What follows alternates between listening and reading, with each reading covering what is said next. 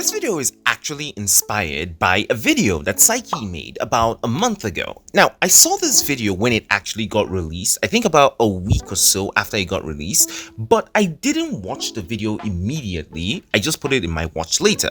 Now, just earlier today, I was scrolling through YouTube looking for stuff to watch, and YouTube recommended this to me. So I sat down to actually watch it, and while I feel that Psychie makes some good points and his opinions are valid, I do feel that there are some things that are wrong in this video. Now, I don't do reaction content, so you're not actually going to see me playing the video, pausing and talking about it. If you want to see his video, it will be linked down below. Go there, give it a watch. You can also share your opinions about the video down there.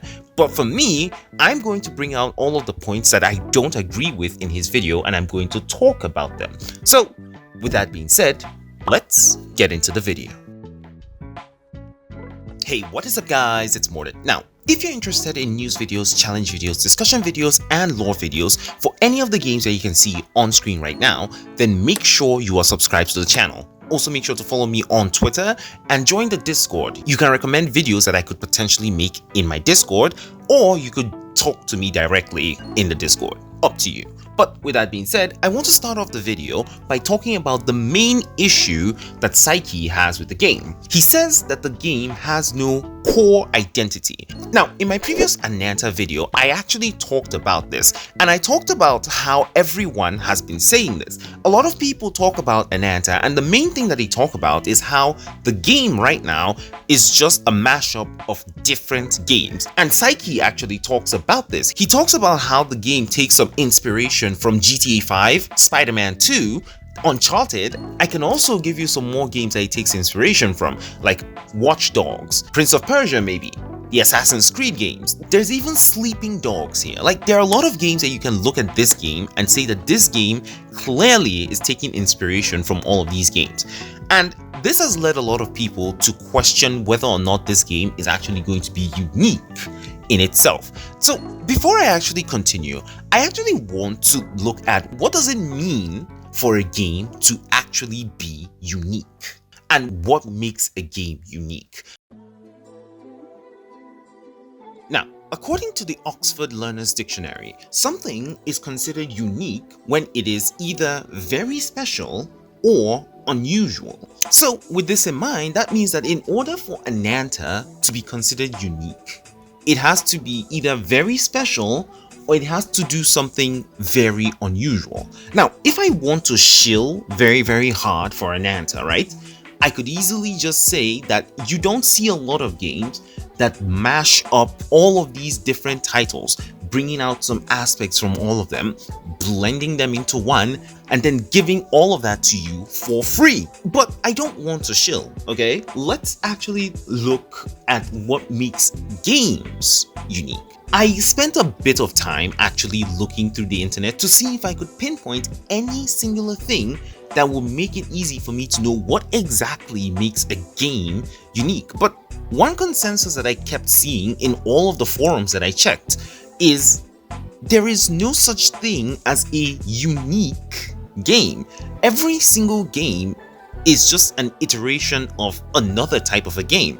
And because of that, the things that make these games stand out are normally very minor. Now, one example that I came up with is Spider-Man. So we know that this game, Ananta, takes some inspiration from Insomniac Spider-Man 2. But let's look back to the PS2 era and talk about Spider-Man 2 on the PS2. What exactly makes these two games any different? You're playing as Spider-Man in these games, you're swinging around in the city, you're stopping crime in the city, you're taking tasks, you're solving them. So what makes these two games different? There are a few things that you can actually point out. For example, the suit that Spider-Man has is different. The swinging mechanics, even though you're still swinging through the city, they are slightly different. The different combat abilities that you have are different. And you can keep going on and on and on, pointing out little things that make this game very much different. Now, what I want you guys to keep in mind is everything that I talked about are little changes that were made to the base game, the base PS2 game, that ended up making the Insomniac Spider-Man games a little bit different. The core mechanics of the game are the same, it's just how they're implemented that makes the game stand out. And that exact same logic can be used for Ananta. So if we look at Ananta right now, what can we say is the core thing that this game delivers? It is an anime-styled 3D open world game. This is the core of the game, and this makes it very similar to a lot of other games in the industry right now. Tower of Fantasy, Genshin Impact, Wuthering Waves, Duet Night Abyss, Neverness to Everness. Now, what makes this game different from all of these games that I just mentioned? The fact that on top of the open world aspects, you now have these little things that have been added from different games and blended into one. And I've gone over these things multiple times, and I'm still going to go over them multiple times in the video, but you get my point. If we take, for instance, Duet Night Abyss, Duet Night Abyss at its core is a 3D open world gacha game, right? At least that's what it's supposed to be, but we've removed the gacha and we're now focusing on skins, which, by the way, is also something that makes Duet Night Abyss unique, and is also something that makes Ananta unique because it doesn't have gacha in it. And this was also something that Psychie said in his video that I did not agree with, but I'm still going to get to that point eventually. Let's leave all of that aside. Let's look at the core mechanics of most of the other 3D open world gacha games and see if Ananta actually has some of those things. For example, Genshin Impact, Tower of Fantasy, Wuthering Waves, Neverness to Everness. All of these games focus on teams of 3 or 4 fighting together, mixing in their attacks in order to be able to deal the maximum amount of damage that the characters can do in the game in order to be able to beat enemies. What does Ananta do? Ananta takes the idea of having multiple characters, but instead of making them fight in teams, they then take those different characters, give them different roles that they can do, and then make them their own characters that you can switch between to enjoy a different perspective of the city. And you tell me that's not unique? Let's not also forget the fact that most of these characters also have their own unique mechanics. Richie is a cop. She's the only character that can arrest other people, frisk them, do the other things that only a police officer can do. The MC is the only person in the entire game that can swing around the city like Spider-Man. Taffy has her own quirks with the bunny bite. Seymour is the only character in the game right now that is able to hack into things, that is able to use the spider drone. Like, there are so many things that make just this idea of having multiple characters in the game already different from every other thing in the market. Are we going to talk about the fact that the way you get these characters is already different from how you get them in the other games that are serving as this game's competition?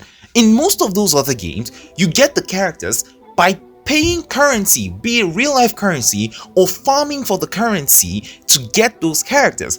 In Ananta, you're going to be able to unlock them by just playing the story. I'm getting worked up here because I don't understand how people don't think that this game isn't unique, and I still have some more points to get into. Ananta is a game that takes on little aspects from different games and combines them all into one product.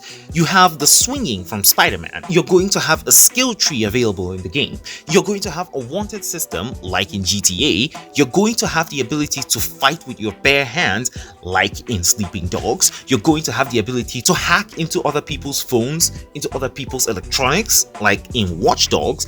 All of these things are going to add up to make Ananta feel like a unique product. Now, going back to all of the forums that I looked at when I was trying to find the answer to what makes a game unique, one other thing that I saw coming up a lot was a lot of people saying you should find one thing about your game that makes people want to play your game over the other games, just one small marketable area of the game. And if you look at Ananta itself, it technically already has something that it can market itself with. Everyone likes to call the game an anime version of GTA 6. So if we run with that tag and we say that this game is the anime version of GTA 6, then someone comes in expecting GTA 6 like gameplay, but then they find out that they can also swing around the city like Spider-Man, they can hack into other people's phones, read their messages, do a bunch of things, run away from the cops, frisk people, arrest them. All of these things are enough to hook people who initially just came for just GTA 6. And even if they're not interested in all of these things, if the game is offering you things that GTA can offer you and it's offering them for free, that is enough to make Ananta unique. Now personally, I don't know what everyone wants Ananta to do to make it feel unique, but I think that what we have right now is unique enough. If we look at Wuthering Waves, and I used this example in the last video, Wuthering Waves is technically not that much different from Genshin Impact. The things that make Wuthering Waves different from Genshin right now are things that were added little by little over time. The main thing that we always cared about was the combat. That's all good and fine, but now Wuthering Waves has the ability for you to fly around the map. Wuthering Waves is soon going to release version 3.0, which is going to give you a bike that you can use to ride around the city, and many other things that I don't even want to start getting into that start to make Wuthering Waves feel like it's very distinct from Genshin Impact. But if you look at the core of Wuthering Waves, you can very easily say that this game is like Genshin Impact. There shouldn't be that much of a difference. So I really don't agree when anyone says that Ananta is not unique. That's not a good argument in my very honest opinion. Now, you are very welcome to correct me down in the comments. I'm very open to dialogue on this because I don't understand what everyone says, and if someone can explain it to me, I think I will be very, very happy. But with all of that being said, let's move on to the next point. Alright, so you guys can see that the video is already 12 minutes long. I really did not expect the video to get this long, and I'm only talking about one thing from the video. I still have like 4 more points to talk about.